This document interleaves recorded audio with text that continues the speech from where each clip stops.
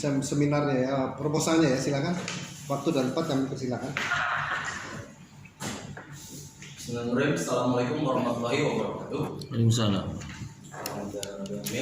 Kepada yang terhormat, Bapak Pembimbing dosen pembimbing saya, Bapak Ustaz Teja Wirawan, dan Bapak penguji dosen penguji saya, dan serta rekan saya yang saya cintai dan saya banggakan. Berdiri saya di sini, saya ingin mempresentasikan seminar proposal saya yang berjudul Perancangan Kursi Kelas Eksekutif pada KA Singasari dengan pendekatan antropometri dan Nordic Body Map.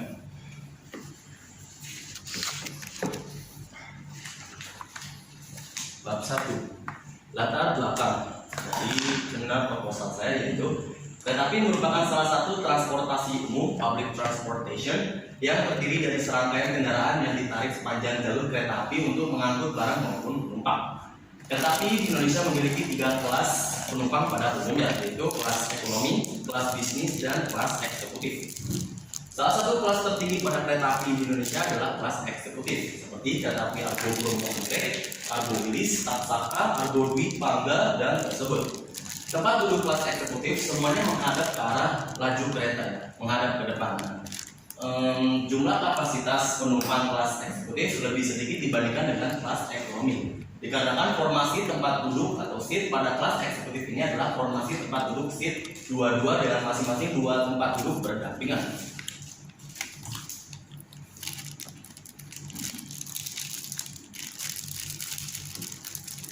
Lanjut, salah satu kereta kelas campuran eksekutif dan ekonomi yang menjadi kereta andalan penumpang Jakarta ke Blitar dan bisa alternatif menuju ke Malang adalah kereta api Singasari.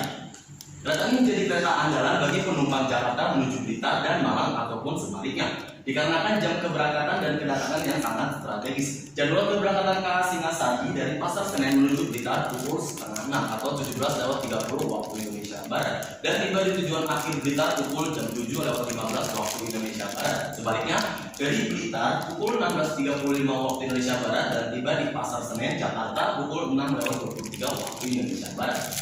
Dengan waktu tempuh sekitar 14 jam kurang lebih, mulai ada keluhan dari penumpang KA Singasari kelas eksekutif ini. Kondisi kursi membuat pegal di beberapa bagian anggota tubuh seperti leher, pinggang belakang, dan bagian paha yang cukup sempit di saat duduk bersampingan serta mengalami kesulitan untuk beristirahat.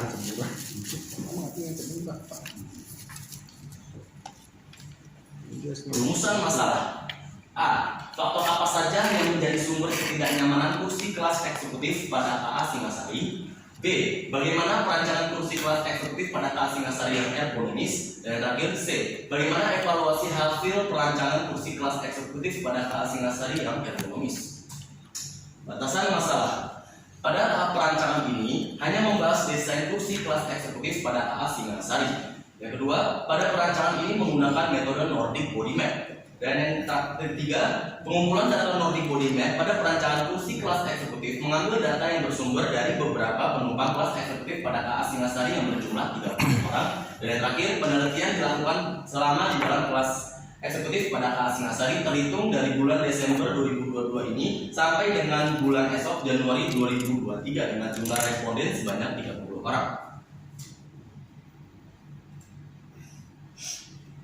Tujuan masalah: mengetahui apa saja spesifikasi tentang produk kursi kelas eksekutif yang ergonomis berdasarkan minat beberapa penumpang kelas eksekutif pada KA Singasari. B. Merancang produk kursi kelas eksekutif yang ergonomis menggunakan metode Nordic Body Map. C. Mendapatkan bentuk kursi eksekutif yang lebih ergonomis dalam penggunaan agar lebih nyaman saat diduduki penumpang kelas eksekutif pada KA Singasari sehingga tidak ada lagi keluhan dari beberapa penumpang saat naik kelas eksekutif pada KA Singasari ini. Manfaat penelitian: meningkatkan kenyamanan kursi penumpang kelas eksekutif pada KA Singasari. Selanjutnya, mengembangkan ide dalam membuat kursi kelas eksekutif yang ergonomis dan mudah penggunaannya. Dan yang terakhir, membuat penumpang kelas eksekutif pada KA Singasari nyaman selama berada di perjalanan jarak jauh. Sistematika penulisan dimulai dari bab 1 pendahuluan.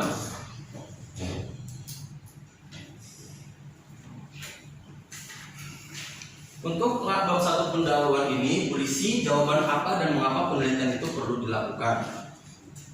C. Selanjutnya, landasan teori berupa berisi konsep dasar dan metode dari buku-buku, jurnal ilmiah, dan referensi-referensi lain yang digunakan dalam penyelesaian masalah. Selanjutnya adalah metodologi penelitian, yaitu berisikan urutan proses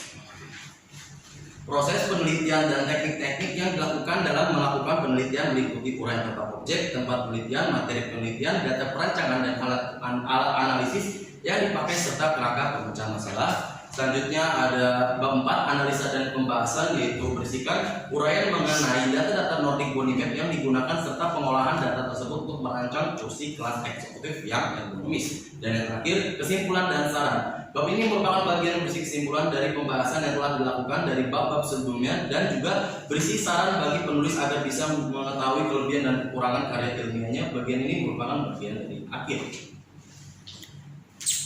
Selanjutnya, landasan teori. Perancangan produk. Perancangan merupakan bagian yang sangat besar perannya. Kegiatan perancangan dimulai dengan pemikiran manusia tentang kebutuhan yang ada. Kemudian dengan pembuatan konsep awal dari hasil pemikiran tersebut, dan selanjutnya masuk ke tahap perancangan, tahap pengembangan, dan tahap penyempurnaan produk. Serta disempurnakan, maka akan masuk tahap pembuatan dan berakhir pada tahap distribusi produk. Suatu produk bisa sampai ke tangan konsumen melalui tahap beberapa kegiatan sebelumnya. Kegiatan awal dari proses pembuatan produk adalah perancangan. Selanjutnya, ergonomi.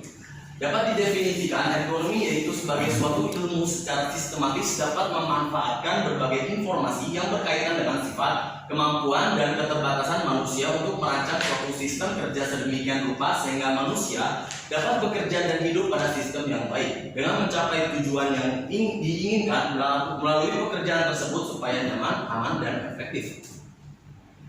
Tujuan dari ergonomi ini adalah menambah efektivitas penggunaan objek fisik dan fasilitas yang digunakan oleh manusia dan merawat atau menambah nilai tertentu, misalnya kesehatan, kenyamanan, dan kepuasan pada penggunaan tersebut. Selanjutnya, antropometri. Antropometri adalah salah satu cabang penting dari ergonomi yang berkaitan dengan pengukuran dimensi tubuh, baik dari ukuran tubuh, bentuk, berat, mobilitas, dan fleksibilitas. Hasil pengukuran ini berguna untuk merancang tempat kerja ataupun produk yang sesuai dengan ukuran tubuh operator atau pengguna. Karena tidak memungkinkan untuk merancang tempat kerja yang mampu mengakomodasi semua ukuran dimensi tubuh pekerja, maka sangat dipentingkan untuk merancang tempat kerja yang mencakup kebutuhan mayoritas pengguna. Dan berikut dimensi antropometri untuk perancangan produk atau fasilitas. Dan berikut gambar antropometri tubuh yang diperlukan dalam perancangan yang bisa saya paparkan pada gambar 2.1. Selanjutnya, Nordic Body Map merupakan sistem pengukuran keluhan sakit pada tubuh yang dikenal dengan muskuloskeletal. Sebuah sistem muskuloskeletal, sistem gerak, adalah sistem organ yang memberikan hewan dan manusia kemampuan untuk bergerak menggunakan sistem otot dan rangka. Sistem muskuloskeletal menyediakan bentuk, dukungan, stabilitas, dan gerakan tubuh. Nordic Body Map atau bisa disingkat NBM berupa kuesioner yang paling sering digunakan untuk mengetahui ketidaknyamanan atau kesakitan pada tubuh. Responden yang mengisi kuesioner diminta untuk memberikan tanda ada tidaknya gangguan pada bagian area tubuh tersebut. Fungsi utama dari muskuloskeletal adalah termasuk mendukung tubuh sehingga gerak dan melindungi organ-organ vital. Bagian kerangka sistem berfungsi sebagai sistem penyimpanan utama untuk kalsium dan fosfor dan berisi komponen-komponen penting dari sistem hematopoietik. Sistem ini menjelaskan bagaimana tulang terhubung ke tulang lain dan serat otot melalui jaringan ikat seperti tendon dan ligamen. Tulang memberikan stabilitas ke tubuh dan dalam analog, batang besi dan konstruksi beton. Otot menjaga tulang ke tempat dan juga memainkan peran dalam gerakan tulang. Untuk memungkinkan gerak, tulang yang berbeda dihubungkan oleh sendi. Berikut bagian dari Nordic Body Map. Terdapat beberapa bagian tubuh yang cukup dibilang bagian-bagian rawan pegal, seperti utama dari leher, punggung, bagian punggung depan, selanjutnya pergelangan, bagian sikut, selanjutnya bagian bokong, selanjutnya bagian tangan, paha, lutut, dan kaki. Dan berikut kuesioner dari Nordic Body Map. Jadi untuk para kuesioner akan mengisi bagian manakah poin yang paling sakit. Selanjutnya adalah kursi kelas eksekutif. Kelas ini memiliki kenyamanan lebih dibandingkan dengan kelas bawahannya seperti kelas bisnis dan ekonomi. Di dalam kereta kelas eksekutif hanya menampung kapasitas 50 penumpang atau jauh lebih sedikit dibandingkan dengan kelas bawahannya. Fasilitas yang didapatkan pun lebih maksimal. Susunan tempat duduk kelas eksekutif adalah dua seperti yang saya jelaskan pada pendahuluan. Kursinya empuk dan bisa diatur sesuai keinginan tubuh, ruang kakinya lebar dan ada pijakan kaki sehingga lebih nyaman ketika meluruskan kaki. Kelas ini juga dilengkapi dengan colokan listrik, selimut, televisi, meja makan, toilet yang bersih, AC, bahkan WiFi yang tersedia. Namun hanya beberapa kereta api saja yang memiliki fasilitas WiFi pada kelas eksekutif ini. Dan berikut kursi kelas eksekutif yang saat ini dirangkai pada KA Singasari. Selanjutnya adalah kereta api Singasari.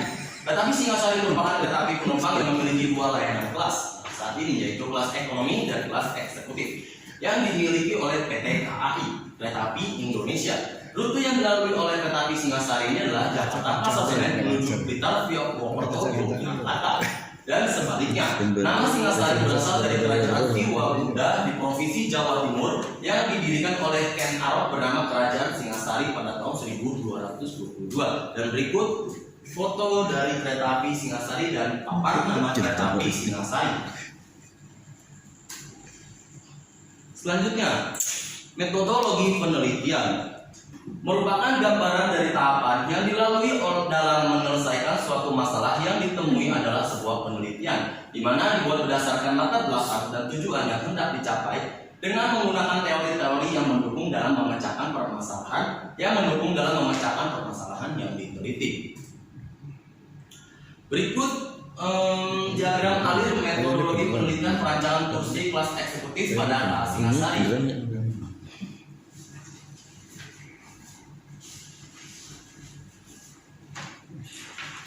Diagram alir metodologi penelitian pada perancangan kursi kelas eksekutif pada kereta api Singasari dimulai dari awal lanjut studi pustaka, lanjut studi lapangan, selanjutnya identifikasi masalah, lanjut ke landasan teori, pengumpulan data, lanjut ke data premier terlebih dahulu. Data premier terdiri dari data dokumentasi postur duduk anggota badan pada penumpang, selanjutnya data antropometri penumpang dalam perancangan kursi, dan terakhir data identifikasi skor Nordic Body Map dari penumpang mengenai kursi kelas eksekutif. Selanjutnya uji kecukupan data. Jika uji kecukupan data tidak memenuhi, maka akan kembali untuk memenuhi data premier. Selanjutnya jika uji kecukupan data